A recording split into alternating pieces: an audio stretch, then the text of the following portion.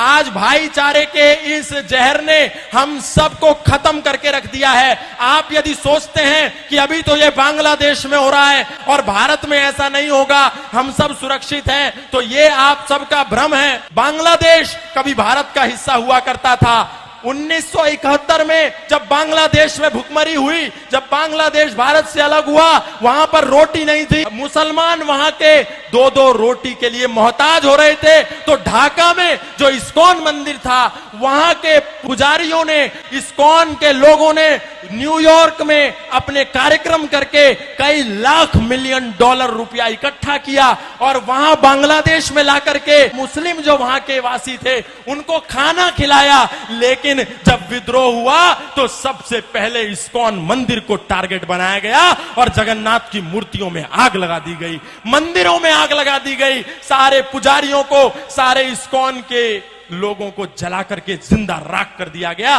बांग्लादेश में जितने भी वो दंगाई थे आए और देखा कि ये हिंदू है, इसीलिए उनकी दुकानों में, उनके घरों में, उनके आशियानों में आग लगा दी गई। और हमको ऐसा लगता है कि हमारे भाई हैं। गाय को काट करके रोटी के साथ खाने वाले और गाय को अपने घर में बनी पहली रोटी देने वाले कभी भी भाई नहीं हो सकते, कभी भाई नहीं हो सकते। इसलिए ये झूठी दोस्ती और झूठा भाईचारा छोड़िए।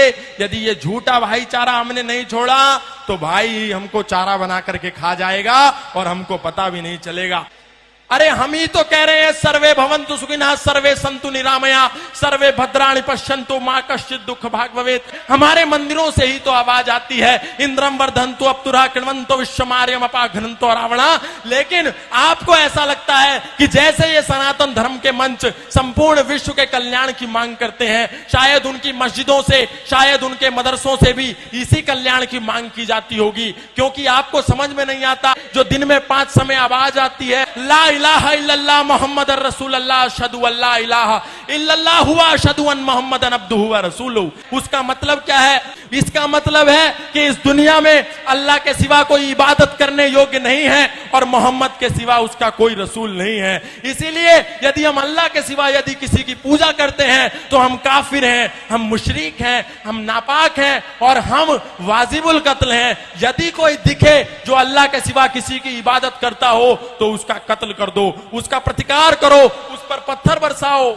और यही होता है जब मर्यादा पुरुषोत्तम श्री राम की शोभा यात्रा लेकर के हम सड़कों से निकलते हैं तो अचानक से मस्जिदों के ऊपर से पत्थरबारी होने लगती है, ऊपर से कांच की बोतलें फेंक दी जाती हैं।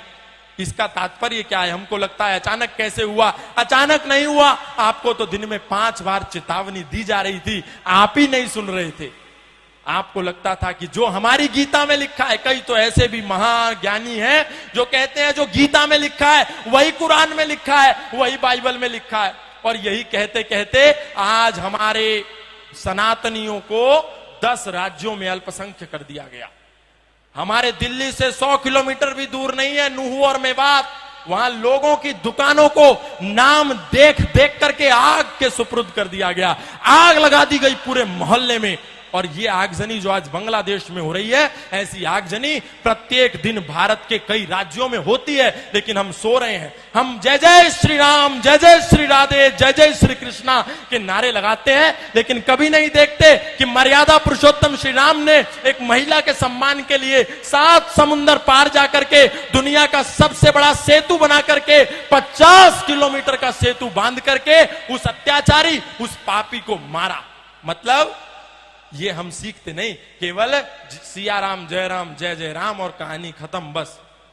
हमको इतने में ही शॉर्टकट रास्ते में मोक्ष चाहिए। हम ये नहीं कहते कि हम किसी का प्रतिकार करें, हम ये भी नहीं कहते हम किसी से हिंसक हो जाएं, लेकिन हम ये कहते हैं हम किसी पर अटैक ना करें तो कम से कम अपने पास डिफेंस का साधन रखें। सनातन धर्म कभी भी पहले अटैक के लिए नहीं कहता, लेकिन सनातन धर्म आत्मरक्षा की बात करता है, डिफेंस की बात करता है। अग्रतश्चतुरः वेदा पृष्ठतः सस्रम धनु इदम ब्रह्मम इदम शस्त्रम शापादपि शरादपि शस्त्रेण रक्षति ही राष्ट्र शास्त्र चर्चा प्रवर्तते। विश्वामित्रादि ऋषियों के यज्ञ हवन भी तभी सफल होते हैं जब पहरे पर स्वयं धनुर्धर राम खड़े होते हैं। यदि हमारे पास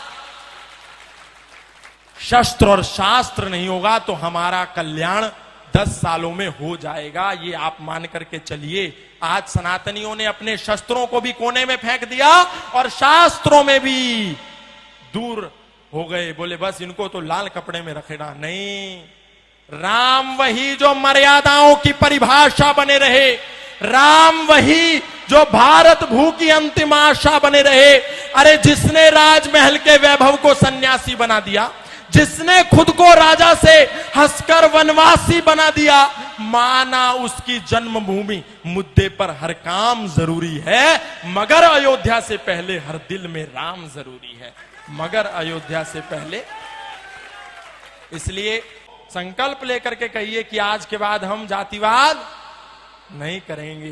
जातिवाद को नहीं छोड़ा तो वही हाल होगा जो बांग्लादेश में हुआ। किसी ने जाकर के नहीं पूछा कि तुम ब्राह्मण हो क्या, तुम जाट हो क्या, तुम गुजर हो क्या, तुम मणिया हो क्या, तुम मारवाड़ी हो क्या, तुम तेली हो क्या, तुम धोबी हो क्या। बांग्लादेश में जितने भी वो दंगाई थे आए और देखा कि ये हिंदू है, फिर वो चाहे जाट था, चाहे गुजर था, चाहे इस्कॉन का था, चाहे आर्यों का था, चाहे राधा स्वामी था, चाहे निरंकारी था, उसने देखा कि ये हिंदू था। इसीलिए उनकी दुकानों में, उनके घरों में, उनके आशियानों में आग लगा दी गई। इसीलिए कुछ दिन के लिए इस जातिवाद के जहर से बाहर निकलिए और एक होकर के सब लोग ओम ध्वज के नीचे आ जाइए। तो एक होकर के ओम ध्वज के नीचे तभी काम बनेगा, क्योंकि वो सब चांद सितारे के नीचे हैं। चाहे बरेलवी हो, चाहे अहमदिया हो, चाहे मोहम्मदी हो, चाहे कुरैशी हो, सब एक हैं, लेकिन हम बटे हुए हैं।